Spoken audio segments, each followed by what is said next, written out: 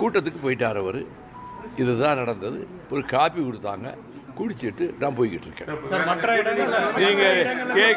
நீங்கள் கேட்கிற வேறு எந்த கேள்விக்கும் என்னிடமிருந்து எந்த பதிலும் வராது. செய்தியாளர் எழுப்பிய கேள்விக்கு மதிமுக தலைவர் வைகோ பதிலளிக்க மறுத்துள்ளார். உங்கள் இயக்கத்தினுடைய முக்கிய தலைவர்கள் அனைவரும் முன்பு ஹரிகிருஷ்ணன் சிங் சுர்ஜித் ஜெனரல் செக்ரட்டரியாக இருக்கும்போது 20 முக்கிய தலைவர்கள் அழைத்து கொண்டு என் வீட்டிற்கு வந்து நண்பகல் விருந்து அறிந்து விட்டு போனார். அது அடுத்த தடவை நீங்கள் வரணுங்கிற வேண்டுகோளை மட்டும் விட்டேன். கூட்டத்துக்கு போயிட்டார் அவர்.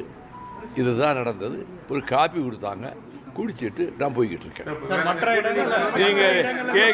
நீங்கள் கேட்கிற வேறு எந்த கேள்விக்கும் என்னிடமிருந்து எந்த பதிலும் வராது. நான் நண்பருங்கிறதுனா அவரு பாலைவனத்தில் இருந்தாலும் பார்ப்பேன், பசுஞ்சோலையில் இருந்தாலும் பார்ப்பேன். நட்புக்கு முக்கியத்துவம் கொடுக்கிறவன். நட்பு தான் நான் சேகரித்த உயர்ந்த செல்வம் என் வாழ்க்கையில். அப்படிப்பட்ட நண்பர் மிஸ்டர் பேபி அவருக்கு வந்திருக்காருங்கிறதுனால அவர் வந்து ஒரு நிமிடம் சந்திச்சுட்டு போகணுங்கக்கா வந்தேன்.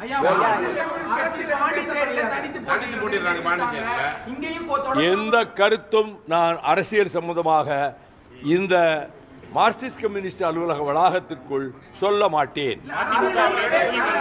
எதுவும் சொல்ல மாட்டேன். நீங்க வந்து கிடைச்சிருக்கீங்கிறதுனால எப்படியாவது 2 கேள்வியை கேட்கலாம்னு நினைக்கிறீங்க. ஒரு கேள்விக்கு வந்து பதில் வராது.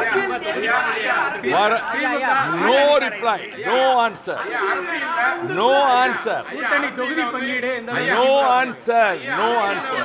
எந்த பதிலும் சொல்ல மாட்டேன். பத்திரிகையாளர்கள் தொலைக்காட்சி நண்பர்களுக்கு நீங்க வந்து எடுத்ததுக்கு ரொம்ப நன்றி. அவ்வளவுதான். செய்திகளை உள்ளது உள்ளபடி தெரிந்து கொள்ள ரெஃப்ளெக்ட் நியூஸை சப்ஸ்கிரைப் பண்ணுங்க.